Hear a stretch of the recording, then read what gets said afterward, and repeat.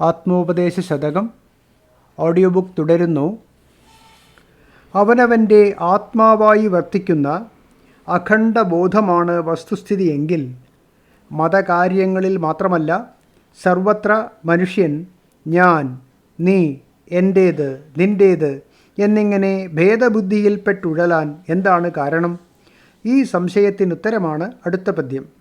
48. തനുവിലമർന്ന ശരീരി തൻ്റെ സത്ത, തനുവിലതെൻ്റേതിതെൻ്റേതെന്നു സർവം, തനുതയൊഴിഞ്ഞു ധരിച്ചിടുന്നു സാക്ഷാൽ അനുഭവശാലികളാം ഇതോർക്കിലാരും. തനുവിലമർന്ന ശരീരി, ദേഹം അംഗീകരിച്ചതിലകപ്പെട്ട ബോധം, തൻ്റെ സത്ത, തൻ്റെ യാഥാർത്ഥ്യം തനുവിൽ, ദേഹത്തിലാണെന്ന് തെറ്റിദ്ധരിക്കുന്നു. ഇതെൻ്റേത്, ഇതെൻ്റെ വക, അതെൻ്റേത്, തുടർന്ന് മറ്റു ജഡദൃശ്യങ്ങളിൽ അതെൻ്റേത്, ഇതെൻ്റേത്, ഇതെൻ്റെ വക എന്ന് സർവം എന്നിങ്ങനെയെല്ലാം തനുതയൊഴിഞ്ഞ് കടുത്ത മമതയിൽ ബന്ധപ്പെടുത്തി ധരിച്ചിടുന്നു, ധരിക്കാനിടവരുന്നു. ഇതോർക്കിൽ, ഈ മമതാരഹസ്യം വിചാരം ചെയ്തറിയുമെങ്കിൽ ആരും, ഏതൊരാളും സാക്ഷാൽ അനുഭവശാലികളാം നേരിട്ട് ആത്മാനുഭവത്തിന് പാത്രമായി ഭവിക്കും. ദേഹം അംഗീകരിച്ചതിലകപ്പെട്ട ബോധം തൻ്റെ യാഥാർത്ഥ്യം ദേഹത്തിലാണെന്ന് തെറ്റിദ്ധരിക്കുന്നു. തുടർന്ന് മറ്റു ജഡദൃശ്യങ്ങളിൽ അതെൻ്റേത്, ഇതെൻ്റെ വക എന്നിങ്ങനെ എല്ലാം കടുത്ത മമതയിൽ ബന്ധപ്പെടുത്തി ധരിക്കാനിടവരുന്നു. ഈ മമതാരഹസ്യം വിചാരം ചെയ്തറിയുമെങ്കിൽ ഏതൊരാളും നേരിട്ട് ആത്മാനുഭവത്തിന് പാത്രമായി ഭവിക്കും. സാക്ഷാൽ അനുഭവശാലികളാം. ശരീരവുമായി ബന്ധപ്പെടുന്ന ജീവൻ താൻ ശരീരം തന്നെയാണെന്ന് ഭാവന ചെയ്യാൻ ഇടയാകുന്നു. അങ്ങനെ വേർപെട്ടു നിന്നുകൊണ്ട് മറ്റു ജഡപദാർത്ഥങ്ങളെ അതെൻ്റേത്, ഇതെൻ്റേത് എന്നിങ്ങനെ ബലമായി ഭാവന ചെയ്യുന്നു. മമതാബന്ധത്തിൻ്റെ ഈ രഹസ്യം നല്ലവണ്ണം മനനം ചെയ്തറിയുന്നയാൾ സ്വയം സത്യാനുഭവത്തിന് അർഹനായിത്തീരുന്നു. സൂക്ഷ്മ സ്ഥൂല ശരീരങ്ങളിൽ കൂടിയാണല്ലോ ജീവൻ പ്രവർത്തിക്കുന്നത്. 17-ാം പദ്യത്തിൻ്റെ വ്യാഖ്യാനം നോക്കുക. ബോധസ്വരൂപനായ പരമാത്മാവ് ഈ ശരീരങ്ങളിൽ പ്രതിബിംബിക്കുന്നതാണ് ജീവാത്മാവ്. ഞാനുണ്ട്, ഞാനുണ്ട് എന്ന അനുഭവം ജീവാത്മസ്വരൂപം സകലരിലും വിളിച്ചറിയിക്കുന്നു. ഉന്മ സ്വയം അനുഭവിക്കാൻ കഴിവുള്ള ബോധമാണ് ജീവൻ എന്നത്രേ ആ അനുഭവത്തിൻ്റെ പ്രഖ്യാപനം. ജഡത്തിന് സ്വയം ഉന്മ അനുഭവപ്പെടുന്നില്ലല്ലോ. എന്നാൽ ഇവിടെ ബോധം സ്വാനുഭവം വിസ്മരിച്ചിട്ട് അനുഭവമില്ലാത്ത ജഡത്തെ തൻ്റെ സ്വരൂപമായി തെറ്റിദ്ധരിക്കുന്നു. ഈ സ്വരൂപ വിസ്മൃതിയും ജഡവുമായിട്ടുള്ള താദാത്മ്യഭാവവുമാണ് അവിദ്യ.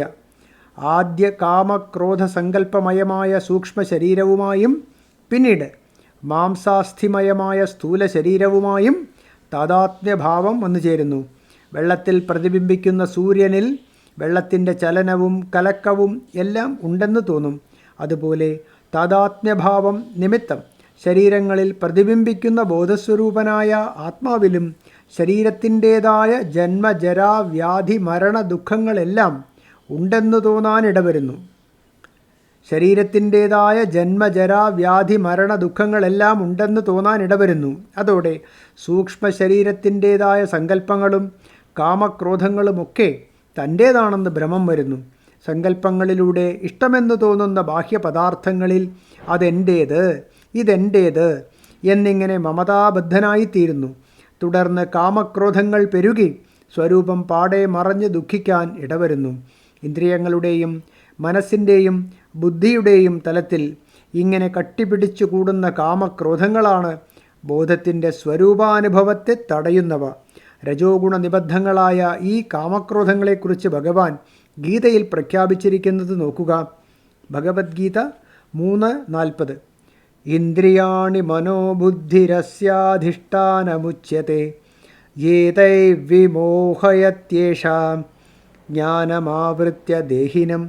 ഇന്ദ്രിയങ്ങൾ, മനസ്സ്, ബുദ്ധി എന്നിവയെ ആശ്രയിച്ചുകൊണ്ടാണ് കാമക്രോധങ്ങൾ പ്രവർത്തിക്കുന്നത്.